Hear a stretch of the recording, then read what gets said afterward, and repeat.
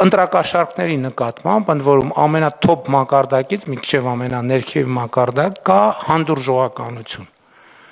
Ես չեմ զարմանա, եթե պարզվի, որ նախորդած ընտրությունների ընտրակաշառքի վրա բռնված ոչ մեկ այսօր բանտում չի։ Իրանք կարող մեծ հավանականությամբ դուրս են եկել իրենց գործը, ով որ տիմում բռնվել է, խորհրդանականում է շարունակել, խորհրդանակում շարունակածները շարունակելու են առաջիկա տիմերում։ Ես պահանջում եմ, որպես Հայաստանի Հանրապետության ժողովրդի վստահության քվեն ստացած մարդ, ասում եմ, այդ մարդիկ միջև հաջորդ խորհրդանական ընտրությունների պաշտոնական ամփոփման օրը պետք է լինեն բանտում։ Ինչ սոցիալական խավեր լինեն, ինչ պաշտոններ լինեն, ինչ չափի հարստություն էլ ունենան։ Եվ մենք այդ թատրոններից արդեն հոգնել ենք, երբ որ այդ ժամանակը ձգելու ես բանի մեր ամփոփիչ հանրահավաքում էլ ասեց Սանտա Բարբարա սերիալ հիշեցնող դատավարություններին ի վերջո պետքա վերջ տրվի։ Ես այս քարոզարշավում իմ ամենամեծ դիսկոմֆորտը եղել այն, երբ որ մարդիկ ինձ շատ կոնկրետ ասել են, այս գործը ինչի հանգուցալուծում չի ստացել, այն գործը ինչի հանգուցալուծում, եւ ես չունեմ պատասխաններ, որովհետեւ իրականում այդ հարցերի հասցեատերը ես չեմ։ Բայց դրա մասին ոչ մեկ չգիտի, որ ես չեմ։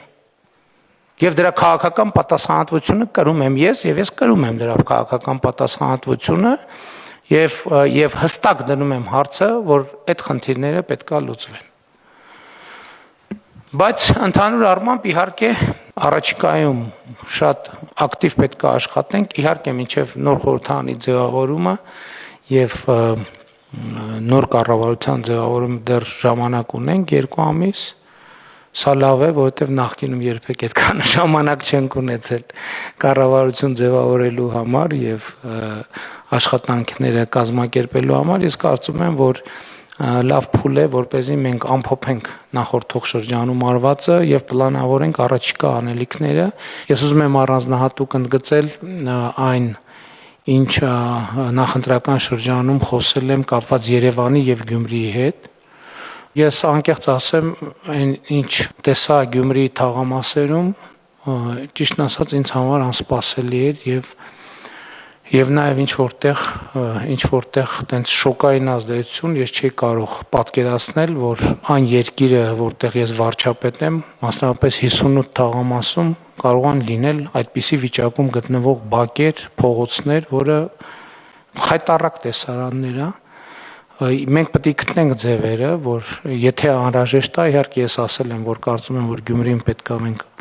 հնարավորինս արագ ունենանք արտահերթ ընտրություններ, բայց միջև էդ էլ թեկուզ շրջանցելով տեղական ինքնակառավարման մարմիններին, մենք պետք է այնտեղ արագ գործողություններ իրականացնենք այսօրվանից սկսած մենք պետք է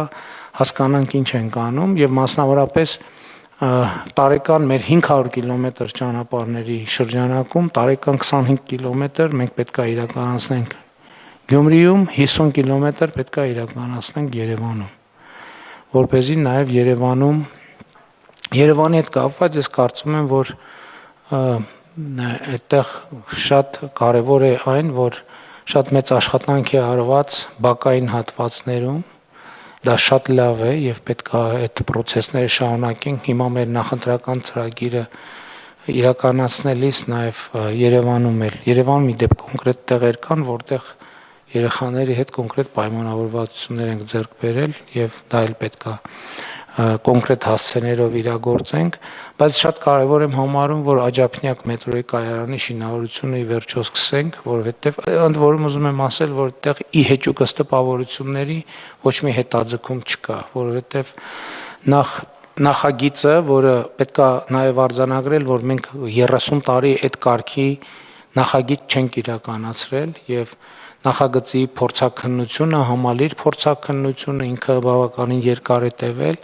Հիմա արդեն նախագիծը պատրաստ է իրագործման,